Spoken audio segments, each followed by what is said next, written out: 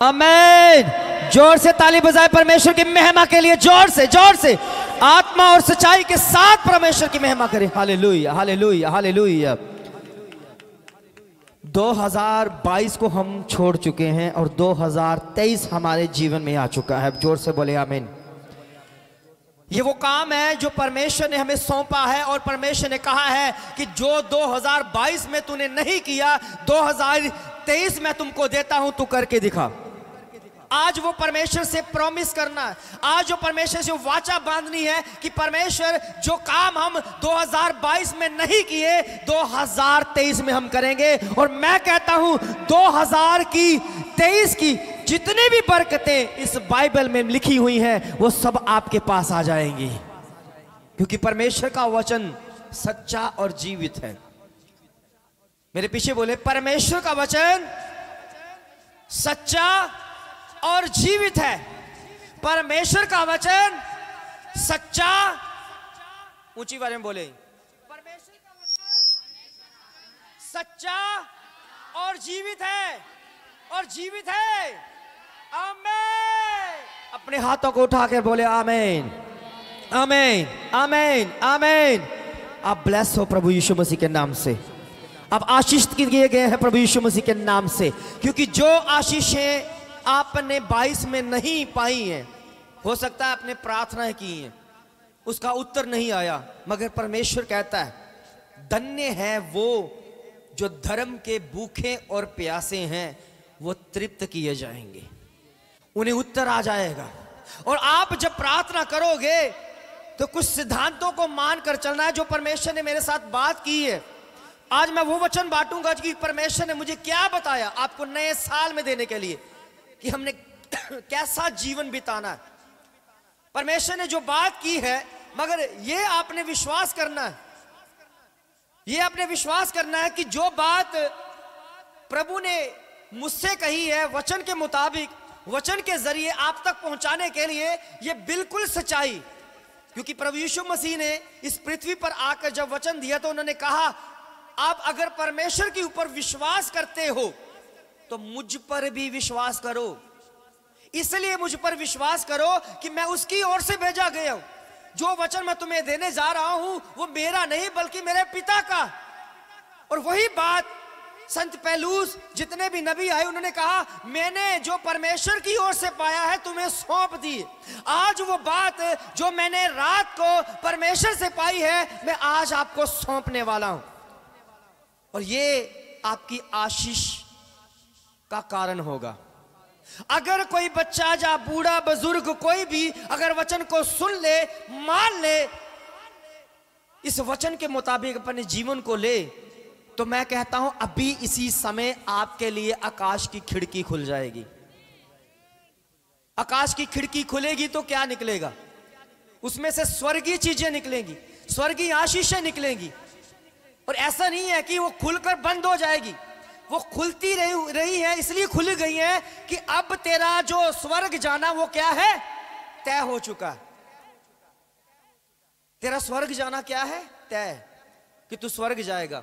जैसे प्रभु यीशु मसीह ने एक डाकू को, जो उसी के साथ क्रूस पर चढ़ाया गया था, उसने विश्वास किया और कहा कि मैं तुझ पर विश्वास करता हूं कि तू तो परमेश्वर का पुत्र, तूने तो कोई पाप नहीं किया, फिर भी सजा भुगत रहा है, फिर भी तू यहां पर हमारे साथ है। तो प्रभु यीशु मसीह ने कहा आज ही तू मेरे साथ स्वर्गलोक में होगा, आज ही होगा तू, क्योंकि उसके लिए क्या कर दिया गया? स्वर्ग को खोल दिया गया। अगर आप भी विश्वास करोगे इस वचन के ऊपर, तो मैं यही कहता हूं आपके लिए इसी समय स्वर्ग को खोल दिया जाएगा, ताकि आप स्वर्ग में जा सके। परमेश्वर ने मनुष्य को बनाया था बड़े प्यार से, बड़े चाव के साथ। जब आप वचन को पढ़ते हो, वचन में यह लिखा है कि परमेश्वर ने सारी चीजें जो है वो वचन के द्वारा, शब्दों के द्वारा बनाई है। तो एक चीज जिसको परमेश्वर ने अपने हाथों से बनाया है वो है मनुष्य, जो अपने हाथों से बनाया गया और खूबसूरत बनाया गया, अपनी शक्ल का बनाया गया, अपनी तरह का दिखने वाला बना दिया गया, अपनी तरह काम करने वाला बना दिया गया। मगर हुआ क्या? पाप की वजह से वो परमेश्वर से दूर हो गया, पाप की वजह से वो परमेश्वर से छिपने लगा। नहीं तो जो बनाने वाला है उसको देखकर तो खुशी होना चाहिए कि मेरे सामने मेरा बनाने वाला है, मेरे पालने वाला है, उसको देखकर खुश होना चाहिए। मगर मनुष्य छुपता है। अगर परमेश्वर आपको पता है कि कई जहाँ शोरूम में जाते हैं तो वहां पर क्या होता है, सीसीटीवी कैमरे लगे होते हैं, है ना। इसलिए लगाए जाते हैं कि कोई चोरी ना करे, या कोई गलत काम ना जहां पर कर ले। यो कैमरे क्या चेक हो रहे हैं। अगर वही कैमरे परमेश्वर हमारे जीवन में लगा दे, मनुष्य पता क्या करेगा, ओ परमेश्वर थोड़ा सा हम इधर करो, नजरें हटाओ हम पर, हमसे। मैं कहता हूं परमेश्वर वो धन्यवाद के योग्य है। वो मनुष्य वो धन्य होगा जिसकी निगाहमानी में, जो मनुष्य है परमेश्वर की निगाहमानी, वो मनुष्य कि जहां भी जाएगा परमेश्वर निगाहमानी रखेगा। मगर मनुष्य चुराता है। मनुष्य कहता नहीं परमेश्वर, हम सिर्फ चर्च में देखना चाहते हैं, हम सिर्फ तेरी संगति में देखना चाहते हैं, और आप हमें देखें और हम तुझको देखेंगे। मगर अन्यथा हम जो 6 दिन अपने काम करेंगे उसमें आप ना देखें, हमारे पापों में आप ना देखें। मैं कहता हूं परमेश्वर सब देखता है। आप क्या करते हो, किस तरह का काम करते हो, क्या क्या एक्टिविटी करते हो, कहां जाते हो, कहां नहीं जाते हो, क्या गलत करते हो, क्या सही करते हो, परमेश्वर सब देखता है। और यही बात हमें परमेश्वर बताने आए कि आपने क्या करना है। जो वचन आप सुनकर जाओगे, मैं सच कह रहा हूं, आपका बदलाव निश्चित होगा जब आप इस वचन को मानकर जाओगे। अगर आप वचन को मानकर जाओगे तो यह निश्चित होगा कि आपकी ब्लेसिंग कोई नहीं छीन सकेगा। भाई रोबिन, ये इत्तेफाक नहीं है, ये लाए गए हैं, ये आए नहीं है, ये परमेश्वर ने भेजा, अपना दूत भेजा है। कई लोग जानते हैं इनको मगर मैं जानता हूं क्योंकि मैंने काफी दिन इनके साथ प्रार्थना भी की है।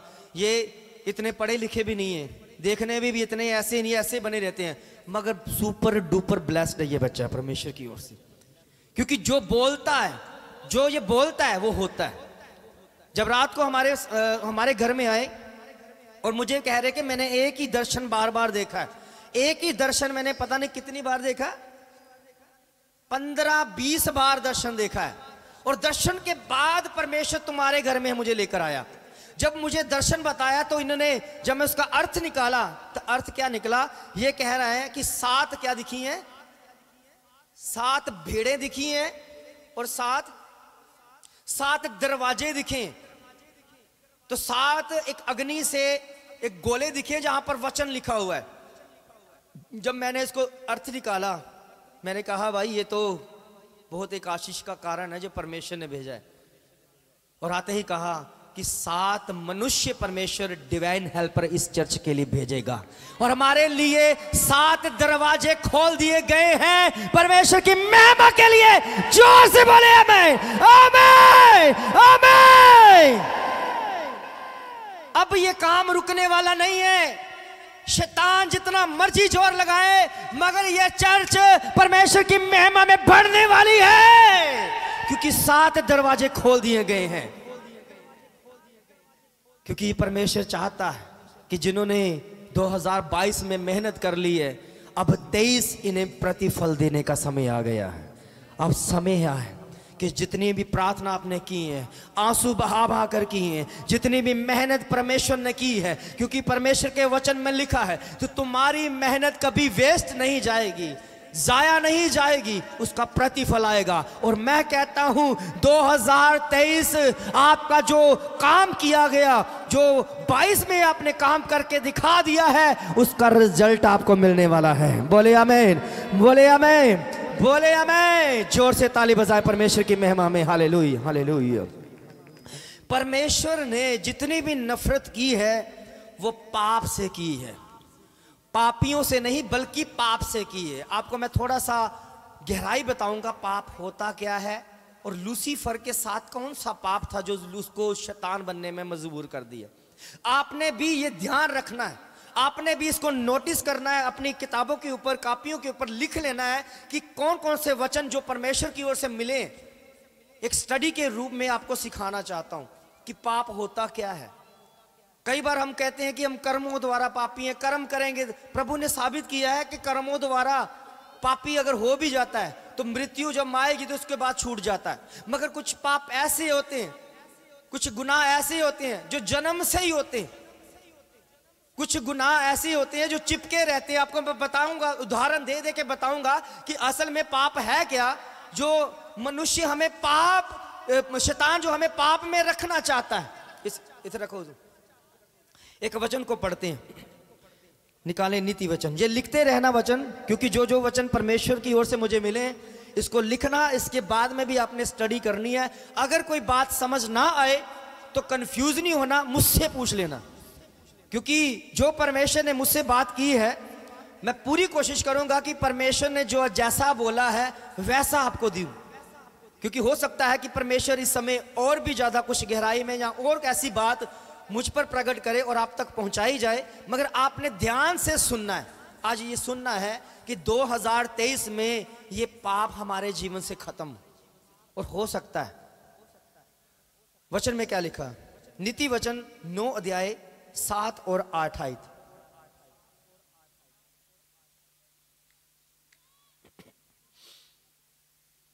नीति वचन 9 अध्याय 7 और 8 जल्दी से।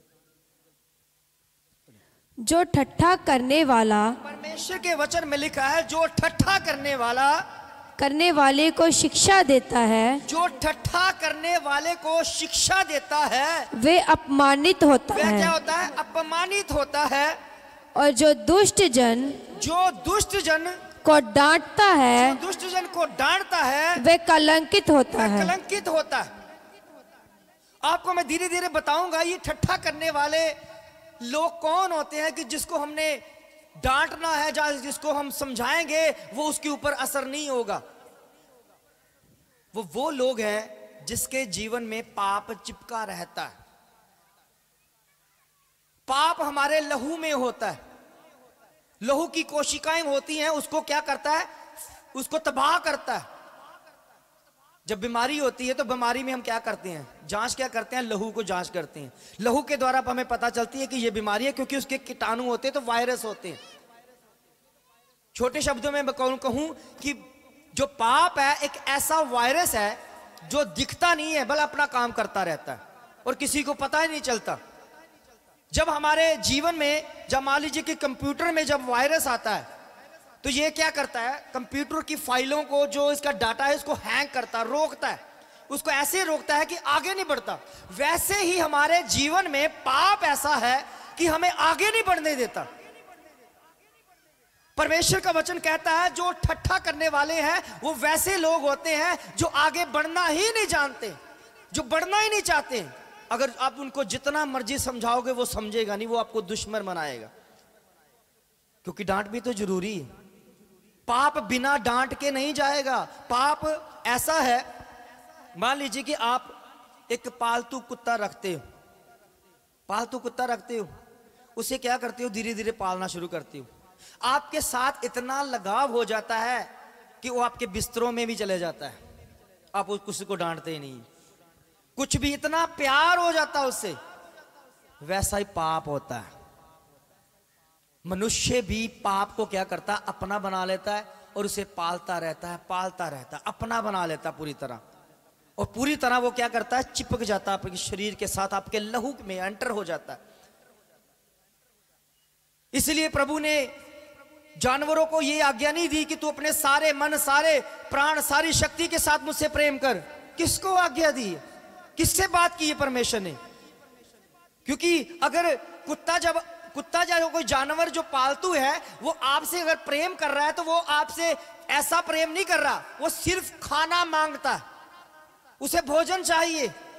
वो इसलिए आपके साथ वफादारी कर रहा है, इसीलिए आपके साथ चापलूसी कर रहा है, इसलिए वो कर रहा है कि उसको क्या चाहिए, आपसे खाना चाहिए। पाप भी ऐसे पलता है कि जब आप पाप को बढ़ाते रहते हो, पाप वाले काम करते रहते हो, पाप वाले वचन को एक्सेप्ट करते हो, पाप के साथ संगति करते रहते हो, वो पलता चाहता है क्योंकि आप उनको खुराक दे रहे हो पाप को बढ़ाने के लिए।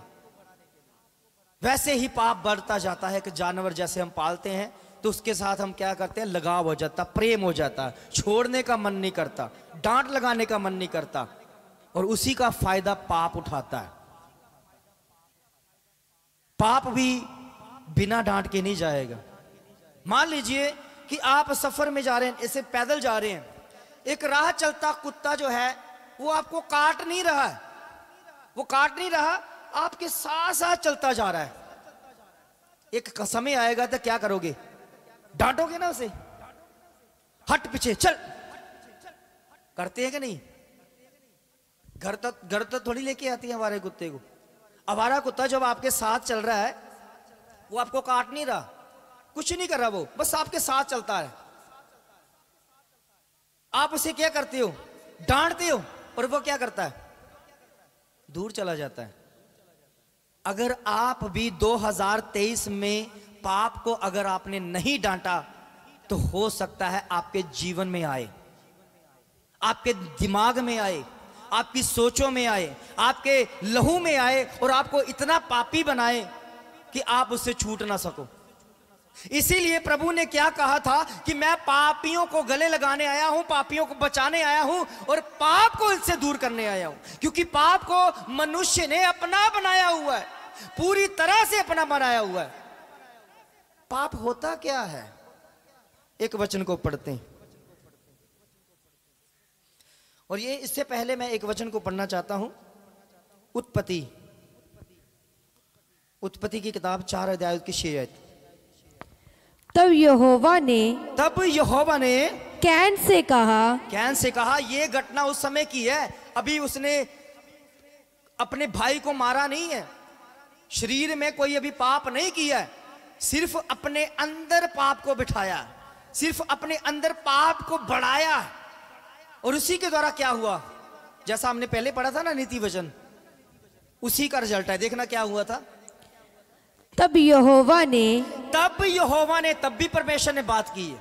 और मैं ये बताना चाहता हूं कि परमेश्वर जब आप सोचते हो या कुछ करने की सोचते हो, पाप करने की सोचते हो, परमेश्वर सबसे पहले बात करता है, समझाता है कि ऐसा ना कर, वैसा क्या कर।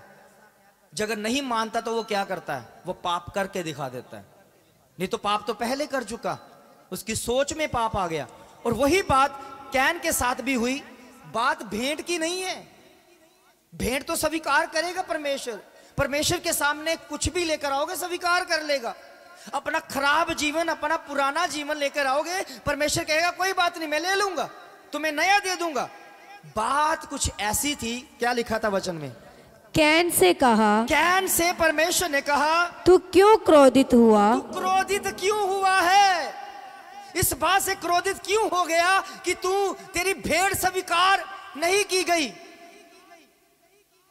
क्योंकि तुम्हारे अंदर भलाई नहीं है, तुम्हारे अंदर पाप काम कर रहा है, तुम्हारे अंदर ऐसे विचार काम कर रहे हैं कि जो तुम्हारे अंदर नहीं होने चाहिए। इसकी वजह से तुम्हारी भेंट स्वीकार नहीं की गई। नहीं तो दोबारा मुझसे भेंट करता, दोबारा तू अपने आप को तैयार करता, क्या मैं तुम्हारी भेंट स्वीकार ना करता? परमेश्वर ने क्या लिखा वचन में, फिर से पढ़े क्या। तब यहोवा ने कैन से कहा, तू क्यों क्रोधित हुआ? क्रोधित क्यों हो गया, इससे नाराज क्यों हो गया? फिर क्या लिखा, और तेरे मुंह पर हाँ जी उदासी क्यों छा गई? हाँ जी, यदि तू भला करे तो क्या तेरी भेंट हाँ जी ग्रहण ना की जाएगी? अगर वो भलाई करता, अगर वो ऐसी सोच ना रखता, अगर ऐसे विचारों को ना लेकर आता, तो परमेश्वर कहता मैं तेरी भेंट स्वीकार ना कर, मैं तेरे साथ कोई जास्ती दुश्मनी है क्या? तू मेरा दुश्मन है क्या? तू मेरा कोई निजी दुश्मनी है जो मैं तेरी भेंट स्वीकार नहीं की? क्या तू भला ना कर, अगर भला करता तो तेरी भेंट स्वीकार नहीं होती, तूने किया ही नहीं ऐसे। और वो उसका रिजल्ट क्या हुआ उसके बाद? और यदि तू भला ना करे, अगर तू भला ना करे तो पाप द्वारा, पाप क्या है? पाप द्वार पर छिपा रहता है। अगर तू भला नहीं ना करेगा तो पाप कहां पर है? तुम्हारे द्वार पर। तुम्हारे द्वार पर क्या कर रहा, क्या बैठा हुआ है? छिपा रहता है। छिपा रहता है। ये बात परमेश्वर उनको बता रहे हैं कि बच्चे, पाप तुझसे भी पहले से है। वो ऐसे चिपका रहता है, ऐसे छिपा रहता है कि जब तू उसे खाने को देगा, अगर तू उसे कुछ देगा तो वो तेरे पास आ जाएगा और पलना शुरू हो जाएगा। तूने उसको खाना दिया, तूने उसको कहा है कि लो मैं तुम्हें भोजन देता हूं, तो पाप ने क्या किया? तेरे पास आ गया और वो काम करके दिखा दिया जो करना नहीं चाहता था। अभी तो सिर्फ सोच में आया, अभी तो विचार में आया है। क्योंकि पाप क्या है? पाप छिपा हुआ है।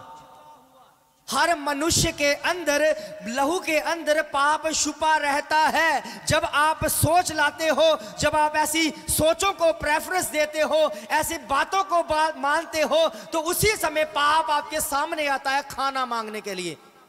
तो उसका भोजन पता क्या है? जो आप काम करते हो ना पाप वाले, उसी का खाना है वो। और वो पल जाता है, ऐसे पलता है कि कभी आपसे छूटेगा ही नहीं, क्योंकि आपके साथ क्या उनका लगाव हो जाता है। और आपको भी जैसे कि पालतू कुत्ता रखते हैं ना, प्यार हो जाता है ना पालतू कुत्तों से, वैसे ही कई लोगों को पाप से इतना प्यार हो जाता है कि छोड़ने का मन नहीं करता है।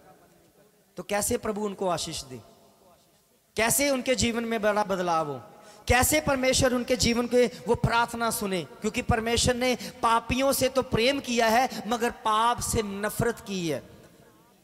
और वो जानबूझकर मनुष्य पाप को रख लेता है अपना बनाने के लिए, उसे पालने के लिए। और एक बार नहीं, वो दो बार, हर बार पाप करता है।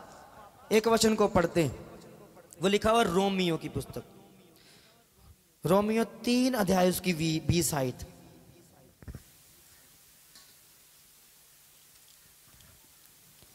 और बुद्धिमानों का सिखाने वाला और बालकों का उपदेशक हूँ, और ज्ञान और सत्य का नमूना जो व्यवस्था में है मुझे मिला।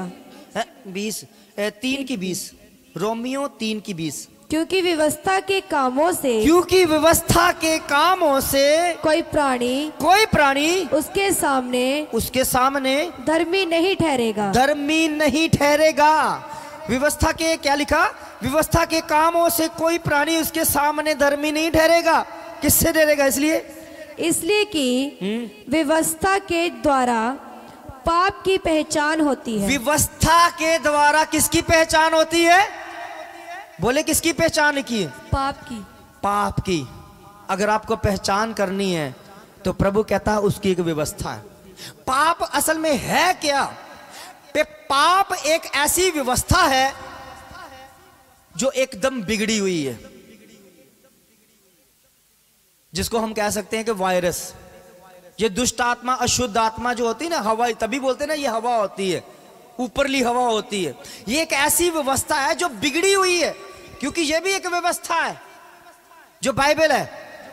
इसी ने क्या बनाया? पूरी सृष्टि को बनाया कि नहीं बनाया? उसी तरह बिगड़ी हुई व्यवस्था ने जितना भी बिगाड़ है, जितने भी नेगेटिव वर्ड है, जितने भी नेगेटिव सोचे, जितने भी पाप वाले काम है, उनको बनाया। क्योंकि एक व्यवस्था, क्योंकि व्यवस्था कभी नहीं मरती। इसीलिए परमेश्वर ने कैन को बताया कि तू अभी तो आया, मगर पाप तुम्हारे पहले से छुपा हुआ है, पाप पहले से है। और इसी का लालच पाप ने लूसीफर को भी दिया। और सबसे बड़ी बात एक और बताना चाहता हूं कि पाप जो है वो फायदा, मनुष्य का फायदा सोचता है। पाप मनुष्य का फायदा सोचता है। जुआरी जो जुआ खेलने वाले हैं, अच्छी बात होती है जुआ खेलना कि नहीं? पर जुआ खेलने वाले क्यों खेलते हैं? इसमें हमें फायदा होगा, जीत सकते हैं। क्योंकि पाप जब आएगा तो पाप सबसे पहले फायदा बताएगा, तुम्हारा ये फायदा होगा, तुम्हारा वो फायदा होगा। इसलिए जो परमेश्वर के मुताबिक जो चलने वाले लोग जब उनको डांटते हैं तो उनको क्या कर लगता है? उनको सुइयों की तरह चुभते हैं वो। मुझे डांटना मेरे फायदे का काम है और मुझे डांटना है, मगर उन्हें पता नहीं है कि ये शैतानी काम हो रहा है। ये इसके पीछे दिमाग जो है वो शैतान का चल रहा है। इसके पीछे जो व्यवस्था काम कर रही है वो ये वाली नहीं, बल्कि एक नेगेटिव व्यवस्था है। हमारी नेगेटिव सोच जो है, जितनी भी नेगेटिव सोच है वो सारी पाप से जुड़ी हुई है। इसीलिए परमेश्वर ने कहा पाप तुम्हारे साथ बसा हुआ है, तुम्हारे द्वार पर है, वो निकट है तुम्हारे। तुम अगर घर पे हो तो तुम्हारे दरवाजे के साथ चिपका हुआ है, वो छिपा बैठा है। जब मौका मिलेगा तो बाहर आएगा, ऐसे काम करेगा, तुम्हारा फायदा सोचेगा, और तुम फायदे में जब आओगे तो पूरी तरह पाप से भर जाओगे और पूरा पापी बन जाओगे। यह संसार को बचाने के लिए एक और बताता हूं, अगर परमेश्वर ने पाप को माफ ही करना था, पापियों को बचाना था, तो स्वर्ग से उन्होंने क्या किया है? शब्द भेजे, व्यवस्था भेजी है। उनके वर्ड काम करते हैं ना, परमेश्वर के शब्द काम करते हैं। बोलो, रिस्पॉन्स दो। काम करते हैं ना। जब परमेश्वर ने बोला आकाश बने तो बन गया था। जब परमेश्वर ने बोला कि ये जानवर बने, ये सृष्टि बने, बन गया था। अगर परमेश्वर स्वर्ग से हमें माफ कर देते तो हमारे पाप माफ हो गए, हो जाने थे ना कि नहीं। मगर काम इतना आसान नहीं। क्यों आसान नहीं है? क्योंकि वो भी एक व्यवस्था है। पाप की भी एक व्यवस्था है, पाप भी एक खुद व्यवस्था है जो मनुष्यों के बीच में आकर इतनी फैल गई है। तो इसको ये कहां पर आ गई? ये उनके लहू में चली गई है। ये लहू में एंटर कर चुकी है। ये लहू में जो कोशिकाएं होती है ना, उसके साथ इतनी मैच हो गई है और अपने आप को वैसा बना लिया है कि किसी को पता ही नहीं चलता है कि ये मनुष्य के ब्लड का है, कोई पाप है कि या कुछ और है। वैसा ही वायरस भी होता है। जो वायरस आया ना, वायरस, ये भी ऐसे हैं, पता ही नहीं चल रहा कहां से आ रहा, कहां जा रहा, किसके अंदर जा रहा, क्या काम कर रहा है, कुछ पता नहीं चल रहा, क्योंकि एक बिगड़ी हुई व्यवस्था है। और परमेश्वर ने कहा कि अगर तुम उसको नहीं डांटोगे तो ये तुम्हारे अंदर से, तुम्हारे भीतर से, तुम्हारे परिवार से कभी दूर नहीं होगा। तूने पाल रखा है उसे डांट की जरूरत है। इसलिए परमेश्वर ने कहा जब मैं तुम्हें डांटता हूं तो तुम उसे तुच्छ ना जानना, क्योंकि मैं तुम्हें नहीं, तुम्हारे अंदर के पाप को डांटता हूं। तुम्हारे अंदर पाप के जो बीज है उसको डांटता हूं। दो बच्चे खड़े होना, एक उदाहरण करता हूं। पाप कैसे निकलता है और कैसे सुनता है वो, क्योंकि वो जीवित है। वो व्यवस्था कभी नहीं मरती, वो जीवित है। और पाप होता है नेगेटिव वर्ड। जितनी भी नेगेटिव सोच है, नेगेटिव वर्ड है, उसको पाप बोला जाता है। वो फायदा बताता है। मैंने कहा ना, फायदा बताता है। लूसीफर के साथ पता क्या हुआ था? लूसीफर के साथ भी पाप ने क्या किया? कहा ओहो तेरा फायदा है। अब परमेश्वर को कोई नहीं जानता, तो खुद इनका परमेश्वर बन जा, तेरा फायदा हो जाएगा। ये देखो सारे फरिश्ते तुझे ही परमेश्वर मान रहे हैं, क्योंकि तेरे अंदर ही से तो सब कुछ निकल रहा है। तेरे अंदर से ही तो परमेश्वर के शब्द निकल रहे हैं। तेरे अंदर से ही तो परमेश्वर का संगीत निकल रहा है। तेरे अंदर से तो परमेश्वर के रंग निकल रहे हैं। तो सब तो तुझे परमेश्वर मान रहे हैं, तेरा फायदा हो जाएगा, तू परमेश्वर बन जाएगा। कि ये ना फायदा उसका। मगर परमेश्वर को जब पता चला कि ये बिगड़ी हुई व्यवस्था को अपना लिया, तो परमेश्वर ने क्या किया? उसे दूर किया। और जब तक परमेश्वर का वचन कहता है आप उसे डांटोगे नहीं, तब वो सुधरेगा नहीं, वो जाएगा नहीं। जब हम फायर करते हैं, आग बरसाते हैं, उन शब्दों को लेते हैं अपने भीतर, अपने परिवार के ऊपर, अपने सोचों के ऊपर डालते हैं, वो आग डालते हैं, तो 100% वो काम करती है। मगर हमारा विश्वास होना चाहिए कि आप डाल रहे हो कि नहीं डाल रहे हो, कहीं ऐसे नकल तो नहीं करते जा रहे।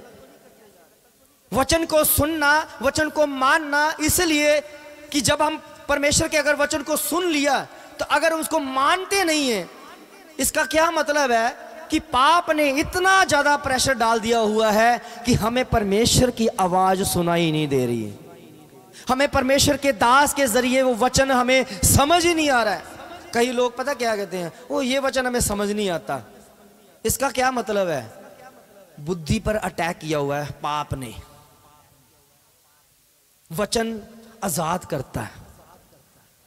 एक वचन को अगर आप ले लोगे, अंदर ले लोगे, तो आपके अंदर के जो ताले हैं ना, जो शैतान ने लगा रखे हैं, पाप ने लगा रहे हैं, उसको हटाएगा, तोड़ेगा उसे।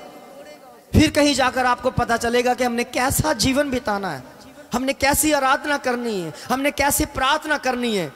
जब आप ऐसा जीवन बिताओगे तो परमेश्वर कहेगा, हाँ अब ये बना है मनुष्य, और इससे बढ़कर ये मनुष्य नहीं, ये मेरे बच्चे बन गए हैं, क्योंकि मेरी आवाज को सुनते हैं। ये वो मेरी भेड़े बन गए हैं, मेरी आवाज को सुनकर मुझे अनसुना नहीं करते, बल्कि मुझे फॉलो करते हैं, मेरा पीछा करते हैं। और मुझे पता है कि यहां पर मैं हूं, यहां पर वो भी होंगे। अगर आपको पाप को डांटना है तो ऐसे नहीं डांटेगा, ऐसे नहीं जाएगा। कैसे? मान लीजिए ये है, ये पाप है, इनके साथ है, ये इन्हीं के अंदर है। परमेश्वर क्या करेगा? इनको डांटेगा। आगे से कोई बात की ना, कोई ऐसा काम किया ना, मैं तुम्हें बता दूंगा ऐसे क्यों। आगे से कुछ नहीं काम करना। ये तो डांट गया, मगर पाप समझ गया कि किसको डांटा गया। समझ गया ना, समझा दिया ना परमेश्वर ने। अगर कोई डांट, जे कोई काम कर रहा है, गलत काम कर रहा है, जे बच्चा कोई गलत काम कर रहा है, परमेश्वर इसे डांटेगा। किसको डांटेगा? इसको डांटेगा। इसके अंदर जो पाप है वो भी तो सुनेगा।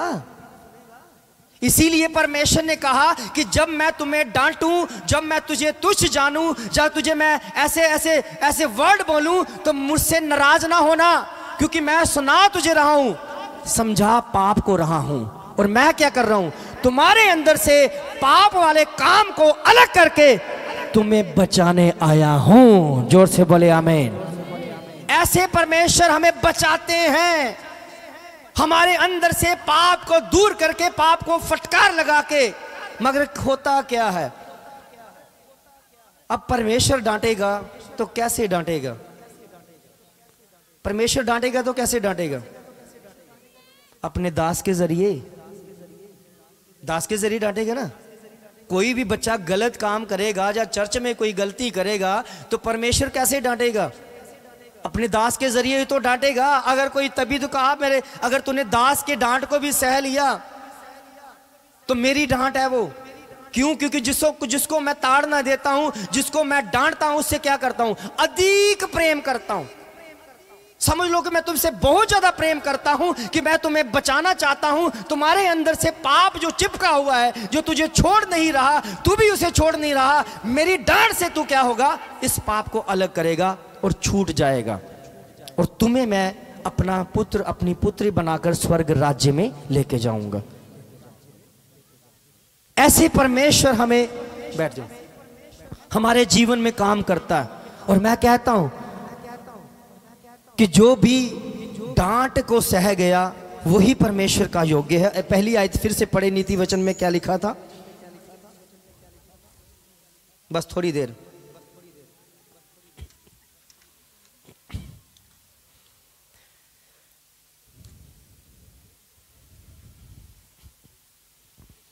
वचन में क्या लिखा था? नीति वचन में 9 अध्याय उसकी 7 और 8 आयत। जो ठट्ठा करने वाले को शिक्षा देता है वे अपमानित होता है। जब परमेश्वर कैन के पास आया, उसके बाद क्या हुआ? कैन को बता रहा, समझा रहा है कि पाप तुम्हारे द्वार पर है, पाप ये करेगा, वो करेगा। थोड़ी देर बाद क्या हुआ? कैन ने परमेश्वर की बात को नहीं माना और अपने भाई को घात कर दिया ना, वही काम।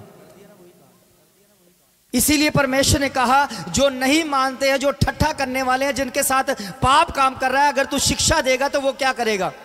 तू अपमानित हो जाएगा, क्योंकि वो नहीं मानेगा तुम्हारे वचन को, वो नहीं समझ पाएगा तुम्हारी डांट को, वो नहीं समझ पाएगा कि तुझसे अधिक प्रेम करता है, वो तेरे प्रेम को नहीं समझ पाएगा। इसलिए तू कहता है उसको ना डांट, रहने दो ऐसे ही। अगर तू उसे डांटेगा, उसे समझाएगा, तो वो मानेगा ही नहीं। आगे क्या लिखा है वचन में? और जो दुष्ट जन को डांटता है, जो दुष्ट जन को डांटता है, वह कलंकित होता है, वह कलंकित हो जाता है, वो अपना दुश्मन बना लेता है, उसे वैर करने लग जाता है। क्योंकि वो काम जिसे आप रोक रहे हो वो ना मानते हुए जानबूझकर उसको क्या करता है, कर देता है, जैसा कैन ने किया। परमेश्वर ने समझाया था ना कि पाप तुम्हारे द्वार पर है, अगर तू भला करता तो तुम्हारी भलाई ऐसी में पहले गया था परमेश्वर, और जब बाद में जब पाप कर दिया तब भी परमेश्वर उसके पास गया, ये बताने के लिए कि तूने जो घात किया ना भाई का, उसका लहू पुकार कर ये कह रहा है, गया था कि नहीं। एक वचन को हम पढ़ते हैं, इसी वचन को आगे 8 आयत पढ़ते हैं। ठट्ठा करने वाले को, ठट्ठा करने वाले को ना डांट, ना डांट, ऐसा ना हो कि वह तुझसे वैर रखे, वह तुझसे वैर रखे। कैसी बात प्रभु ने लिखी। जो ऐसे काम करते हैं चर्चेस में आकर, घरों में, परिवारों में, जिसको परमेश्वर के दास ने अगर देख लिया, उसे डांट दिया, तो होता क्या है, थोड़ी दिन बाद हम उस चर्च में नहीं जाएंगे, वो पास्टर हमें ऐसे बोलता है, वैसे बोलता है। उसकी भलाई के लिए बात की गई है, मगर वो समझने की बजाय क्या, उसका दुश्मन बना लेता। वो लिखा ना वचन में, वचन में क्या लिखा है, ठट्ठा करने वाले वो लोग होते हैं जो पाप को छोड़ना नहीं चाहते हैं, जो फायदा देखते हैं पाप से, कि इस पाप से तो मेरा फायदा हो रहा है, 2 नंबर का काम मैं रोक नहीं सकता क्योंकि उसका मेरा फायदा हो रहा है, 2 नंबर का काम से तो मेरा घर चल रहा है, मेरा फायदा हो रहा है, मगर वो पाप की कमाई है कि नहीं। क्योंकि पाप फायदा बताता है।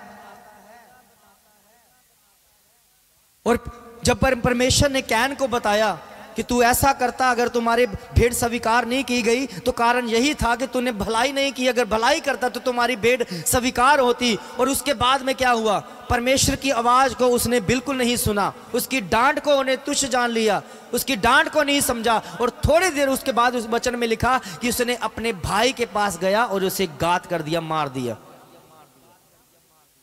और वचन में भी यही लिखा है कि अगर तू ठट्ठा करने वाले को ज्यादा शिक्षा देगा, या उसके से बहुत समझाएगा, वो तुम्हें अपना दुश्मन मान लेगा, दुश्मन बनाएगा, क्योंकि तू उसे समझा रहा है। क्योंकि डांट सुनने वाले वही लोग होते हैं जो परमेश्वर के वचन के अनुसार जीवन बिताते हैं। इसलिए परमेश्वर व्यवस्था देता है। प्रभु कहता है वैसी व्यवस्था ना ले लेना जो बिगड़ी हुई है, जो नेगेटिव है, जिससे तुम्हारी सोचें बदल रही हैं, जिससे तुम्हारा परिवार बिगड़ रहा है, जिसके तुम्हारा व्यवहार गलत होते जा रहा है। ये शिक्षा ना ले लेना, क्योंकि यही शिक्षा लूसीफर के पास, यानी अर्थात शैतान के पास भी है, और वही काम शैतानी हो जाएगा। यही काम परमेश्वर ने पतरस के साथ भी किया। मरकुस की अंजील, बस लास्ट पढ़ते हैं।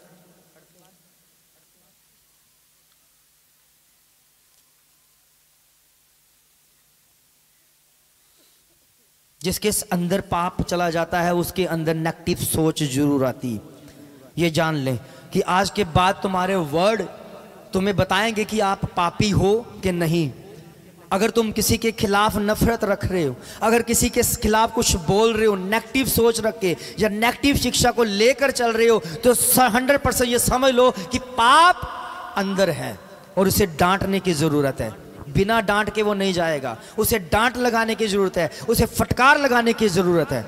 एक वचन को पढ़ते हैं, हाँ जी पढ़ें, मरकुस की अंजील 8 अध्याय उसकी 33 आयत। ये उस समय की घटना है जब प्रभु यीशु मसीह बता रहे हैं, मैं जाने वाला हूं, मैं मृत्यु को चखने वाला हूं, मैं मृत्यु को ले लूंगा, मैं इस दुनिया में नहीं रहूंगा। चेले जो पता क्या कर रहे हैं, चेलों में से एक चेला पतरस कह रहा, प्रभु ये क्या बोल रहे हो, मरने मरान की बातें कर रहे हो, ये अच्छी बातें नहीं है। मैं हम पूरा परिवार, हमारा भाई बहन सब कुछ छोड़कर तेरे पीछे आ रहे हो, तू कह रहा मैं मरना है, मैंने इससे थोड़ी देर बाद मर जाना है, तीसरे दिन फिर जी उठूंगा, ऐसी ऐसी बातें बोल रहे हो, ये मरने मराने की बातें क्यों कर रहे हो। उस समय परमेश्वर ने क्या कहा देखो, परंतु उसने हाँ जी फिर कर अपने चेलों की ओर देखा, उसने बाकी चेलों की ओर देखा और पतरस को झिड़क कर कहा, हे शैतान, हे क्या शैतान, क्या कहा? हे शैतान। किसको कहा? पतरस। अपने चेले पतरस को क्यों कहा? क्या उसके अंदर कोई शैतान आया हुआ था? क्या उसके अंदर कोई हरकतें ऐसी हो रही थी, शैतानी हो रही थी, बातें नेगेटिव हो रही थी?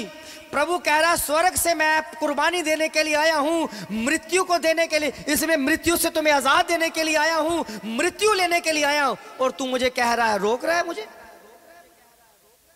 मैंने कहा ना, पाप फायदा बताता है ज्यादा, और इस समय प्रभु का फायदा बता रहा। ओ प्रभु, इसमें हमका फायदा क्या होगा? आप मर जाओगे तो हम जो पाप हम परिवार छोड़ कर आए, हमारा क्या होगा?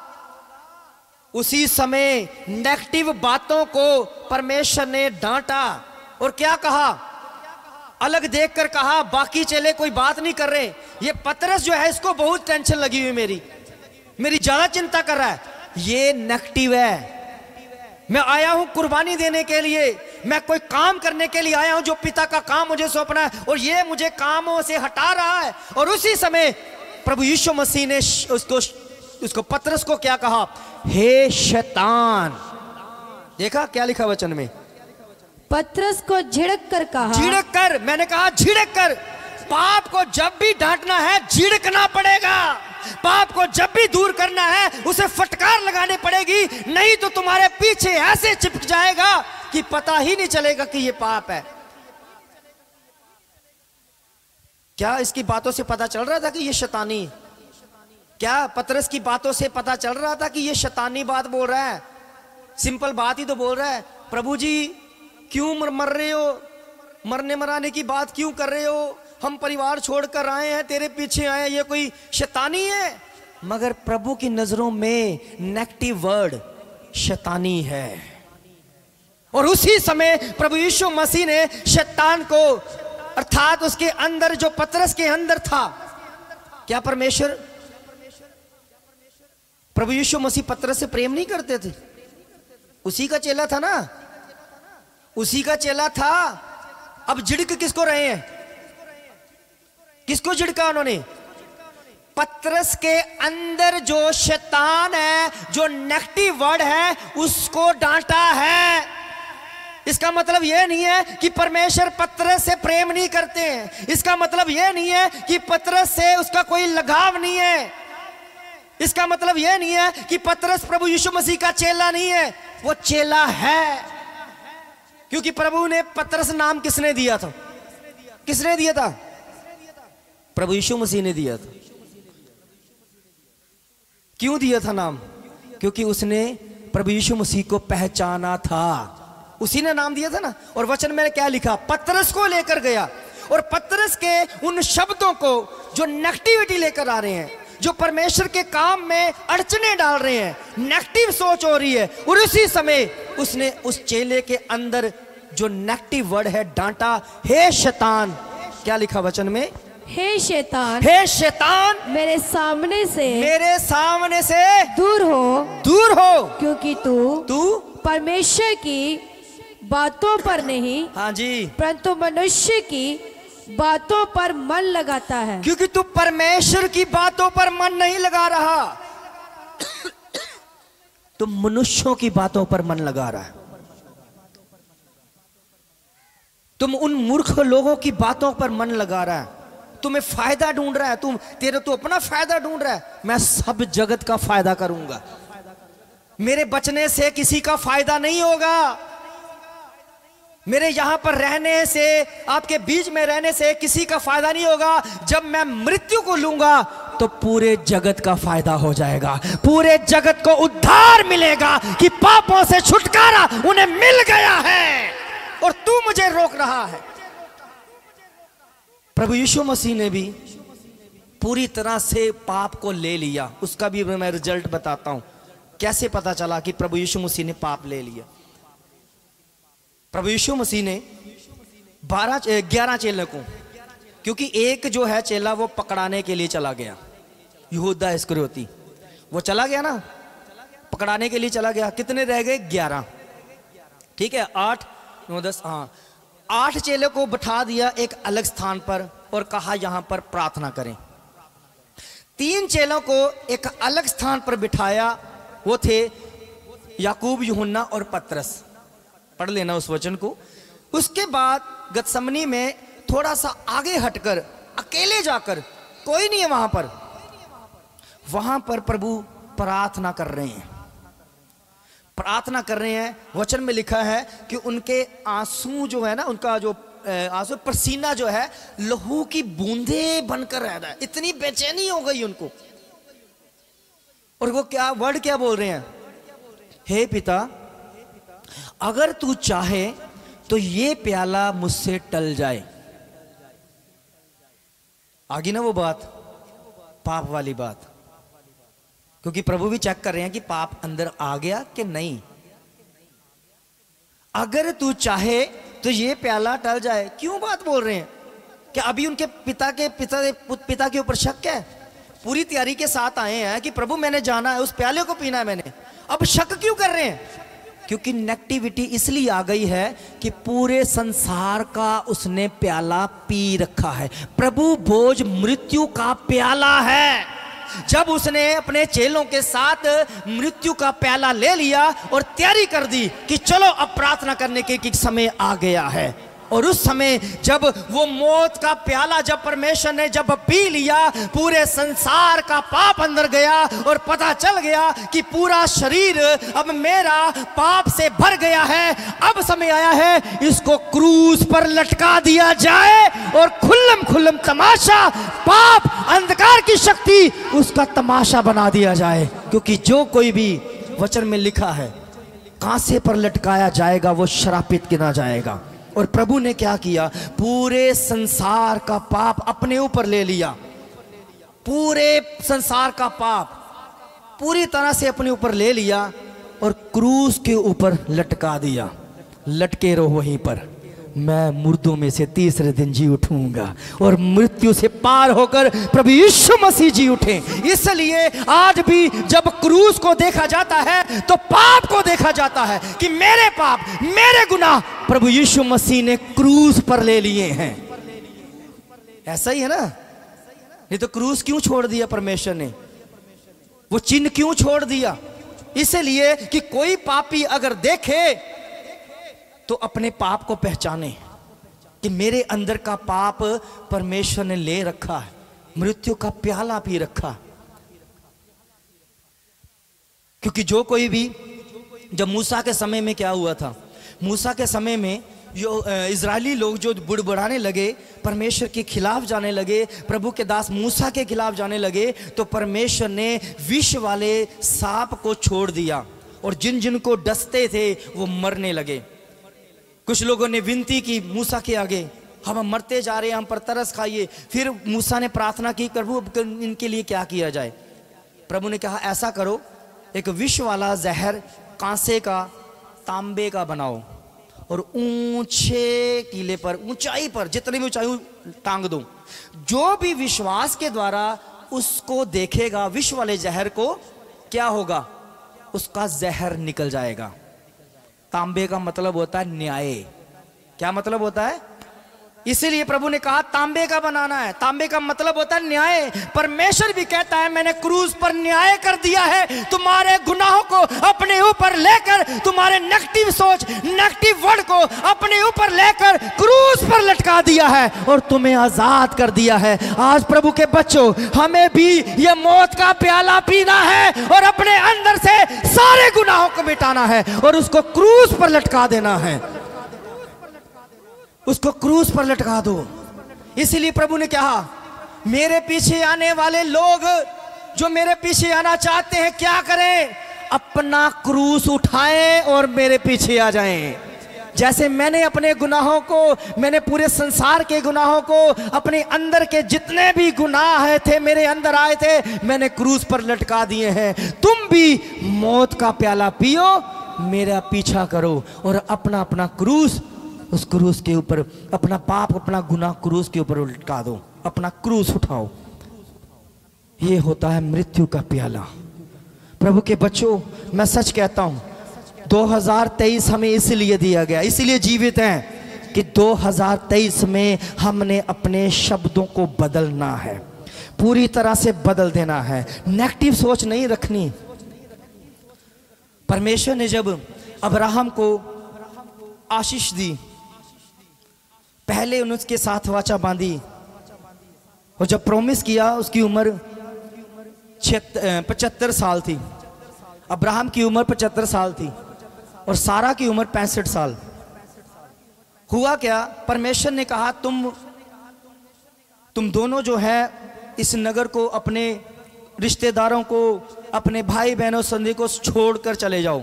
जो देश मैं तुम्हें दूंगा वहां पर तुम्हें राजा बनाऊंगा, वो देश तुम्हारे लिए आशीष का कारण बना, तुम्हें आशीष मिलेगी। हुआ क्या कि अब्राहम का जो एक भाई था वो मर गया, उसका एक बेटा था, बच्चा था, उस पर तरस आया, जिसको लूत उसका नाम था, उसका भतीजा। उसने क्या किया, या क्या बच्चा है, चलो ले ले साथ में। बाइबल पढ़ के देख लो, परमेश्वर ने जब तक लूत उसके साथ था तब तक अब्राहम को कोई आशीष नहीं मिली। जब लूत को अलग किया, परमेश्वर की आशीष उनके जीवन में आ गई। परमेश्वर हमें चाहता है आप लूत की तरह पाप को ना रखें, उस हिस्से को निकाल दें। अगर परमेश्वर ने आपके साथ बात की है कि मैंने ये काम करना है, किसी और की वेट ना करें, किसी और का इंतजार ना करें, आप खुद बैठे परमेश्वर से बातें करें। परमेश्वर आपके बातों का रिजल्ट देगा और आपके जितने भी प्रार्थना की है उसका उत्तर आ जाएगा। कई बार हम यारी सोच ये होती, परमेश्वर ने अकेले बैठाया, अकेले बुलाया प्रार्थना के लिए, हम अपने भाई बहनों को सभी को बैठा लेते हैं, कोई बातचीत नहीं होती।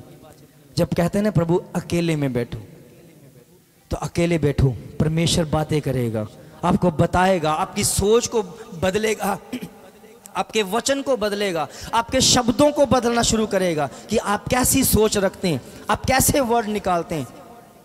पाप जो है वो नेगेटिव वर्ड है। जैसे हमने रोमियो की पुस्तक में पढ़ा कि वो एक बिगड़ी हुई एक व्यवस्था है, नेगेटिव व्यवस्था, क्योंकि पाप की पहचान किससे होती है, व्यवस्था से। और जो व्यवस्था को जानता है वो पाप को पहचान लेता है। और पाप क्या करता है, फायदा बताता है। संडे छुट्टी ना लो, संडे छुट्टी करोगे तुम्हारी सैलरी कटेगी, तुम्हारा फायदा नहीं होगा, ये होगा, ओ इसीलिए तुम ऐसा करो, चर्च को छोड़ो, चर्च गाओ। मैं कहता हूं उन कभी तरक्की नहीं कर पाएंगे, कभी भी तरक्की नहीं कर पाएंगे, वहीं पर वहीं अटके रहेंगे, क्योंकि उन्होंने व्यवस्था को, उस व्यवस्था को मान लिया जो नेगेटिव ही।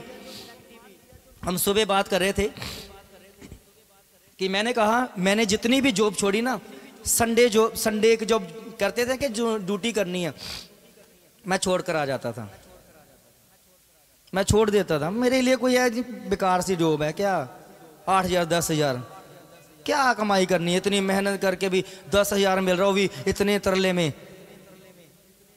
प्रभु एक अगर दरवाजा बंद हो जाएगा ना, संसार बंद करेगा, 10 दरवाजे परमेश्वर खोलेगा आपके लिए। विश्वास करके देखो एक बार परमेश्वर के ऊपर कि मेरा परमेश्वर करता है कि नहीं करता है। एक बार उसके वचनों को फॉलो करके देखो क्या रिजल्ट आता है, देख लो। जिसने वर्ड ने पूरी सृष्टि को बनाकर रखा है, वो सृष्टि आपके हाथ में, वो परमेश्वर आपके साथ बातें करना चाहता है और हम संसार में जा रहे हैं। इसलिए पतरस को भी प्रभु यीशु मसीह ने डांट दिया कि तू संसारिक बातें बोल रहा है, अगर मेरे पास आया तो स्वर्गीय बातें कर, क्योंकि मैं स्वर्ग से आया हूं। तो मेरे साथ आकर भी तू संसारिक बातें बोल रहा है। आज जो नया साल है ये परमेश्वर की वाचा का है, परमेश्वर आपसे बात करेगा। आप ये डिसीजन लेकर जाएं, क्योंकि नया साल तो हमारे लिए तब होगा ना जब हम पुराना स्वभाव, पुरानी आदतें, पुराने काम को बदल देंगे, तभी नया होगा। नहीं तो अंक बदला है, 22 की जगह 23 हो गया, काम तो वही चल रहा है। 22 निकला और 23 आ गया, क्या नया साल है? नया साल तो तभी होगा ना कि जो आदतें हमने 22 में की हैं, जो काम हमने परमेश्वर में जो करने थे नहीं किए हैं, हम 23 में करेंगे। या कैसा डिसीजन लेंगे, एक विचार करते हैं ना, सोच लेते हैं ये करना है उससे। आज एक पार्टी है, सूट ले रखे हैं सबने, उस दिन क्यों नहीं पहने? नहीं 1 तारीख को पहनेंगे। कईयों ने शॉपिंग की, यानी 25 तारीख को हम क्या करेंगे, क्रिसमस के दिन ये सूट पहनेंगे। जब लिया हो तब क्यों नहीं पहना? क्योंकि आपने किसकी तैयारी कर रखी है, डिसीजन ले रखा है कि हमने 25 को पहनी है। वैसा ही परमेश्वर कहता है कि वैसी तैयारी आपकी हो कि जो 22 में आपने काम नहीं किए 23 में करने हैं। ये डिसीजन लो और परमेश्वर के काम करो। जब पहल परमेश्वर को दोगे तो कभी भी परमेश्वर आपके जीवन से कभी अलग नहीं होगा। कभी भी पाप जो है वो जी नहीं पाएगा, वो आगे बढ़ नहीं पाएगा। वो तभी बढ़ेगा जब आप खाना दोगे। पाप तभी पलेगा जब उसे खाने को दोगे, क्योंकि पाप को भोजन चाहिए। और पाप का भोजन पाप वर्ड है, पाप शब्द है, व्यवस्था पाप की जो हम अपना लेते हैं उसको बोलते हैं तो पाप को खाना मिलता है, पाप बढ़ने लगता है। पाप वो भी काम कर देता है, एक पाप को छुपाने के लिए कहते हैं ना कि कितने 100 झूठ बोलने पड़ते हैं, वे 100 पाप करवाता है।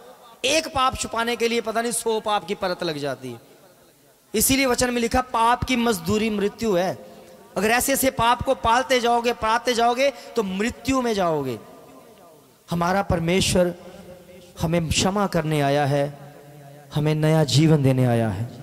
और इस साल 2023 में सच में मैं कहता हूँ, इसे विश्वास करके लेके जाएं कि जिन्होंने अपने पाप को झिड़कना सीख लिया, जिसने अंदर के गुनाहों को झिड़कना सीख लिया कि हमारा हाथ, हमारे पाँव, हमारी आंखें जो देखती हैं उसके ऊपर उन्होंने जांचा नहीं, अगर देखा नहीं, वो पाप करते रहे तो एक दिन मृत्यु की तरफ जाएंगे। आज के बाद आपके पाप, आपके जो गुनाह हैं आपके सामने आ जाएंगे। अगर आप उसके नहीं झिड़क पाए तो वो उसके आपके ऊपर प्रभुता करेगा। अगर आपने उसको झिड़क दिया, अगर आपने उसको डांट दिया, तो मैं कहता हूं आपने अगर डांटा है तो वो बिल्कुल तुम्हारे अंदर से दूर होगा और तुम नया जीवन जियोगे। परमेश्वर की ओर से ब्लेसिंग पाओगे, परमेश्वर की ओर से आशीष पाओगे, परमेश्वर की में बढ़ते जाओगे। इसलिए अपने आप को तैयार करें मृत्यु का प्याला पीने के लिए, अपने आप को तैयार करें प्रभु भोज लेने के लिए, कि हम भी प्रभु के साथ उस क्रूस को लेते हुए चलें और अपने भीतर से जितने भी गुनाह है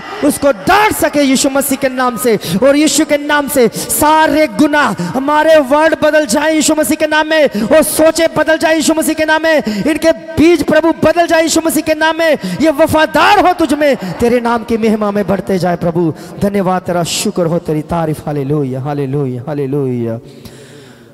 आए इस प्याले को पीने के लिए अपने आप को तैयार करें। जल्दी से उनको प्रभु भोज दें।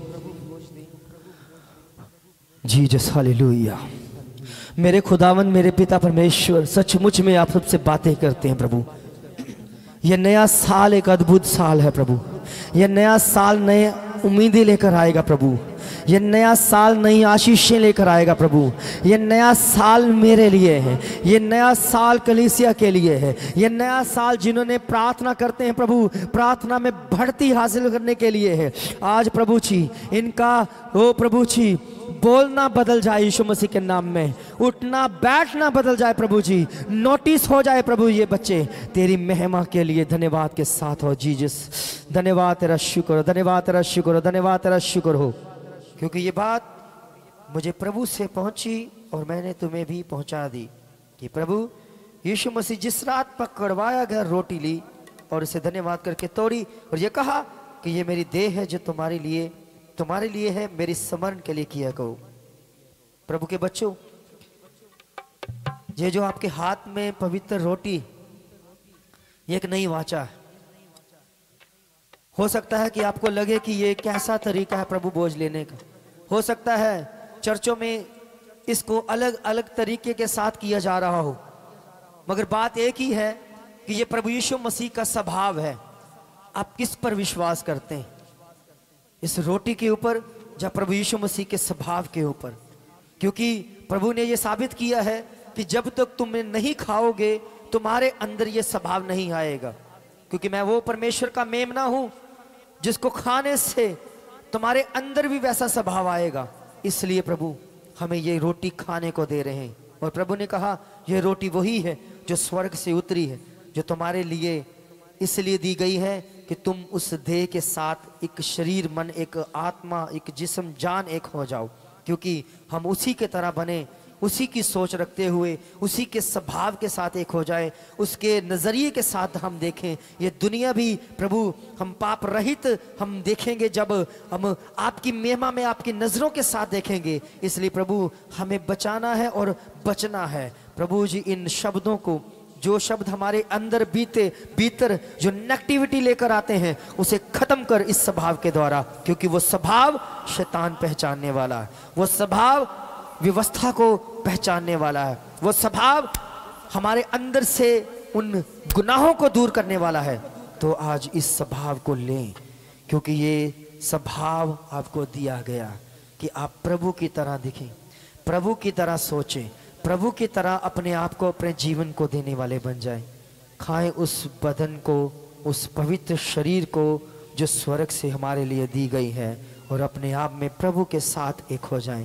खाएं उस बदन को जो परमेश्वर ने आज हमें दिया, कि ये रोटी जो स्वर्ग से उतरी है, ये परमेश्वर की ओर से है और उसका स्वभाव है। धन्यवाद करते हैं। उसने, प्रभु ने वचन में लिखा है कि उसने धन्यवाद करके तोड़ी, और हम पता है कि जब धन्यवाद आता है तो फल आता है। आज आप फ्रूट फल होने वाले हैं, इस बदन के साथ फ्रूट फल हो जाएंगे, इस फलों के साथ आप निखरने लग जाओगे, क्योंकि प्रभु यीशु मसीह वो पेड़ बनकर आए थे जिसको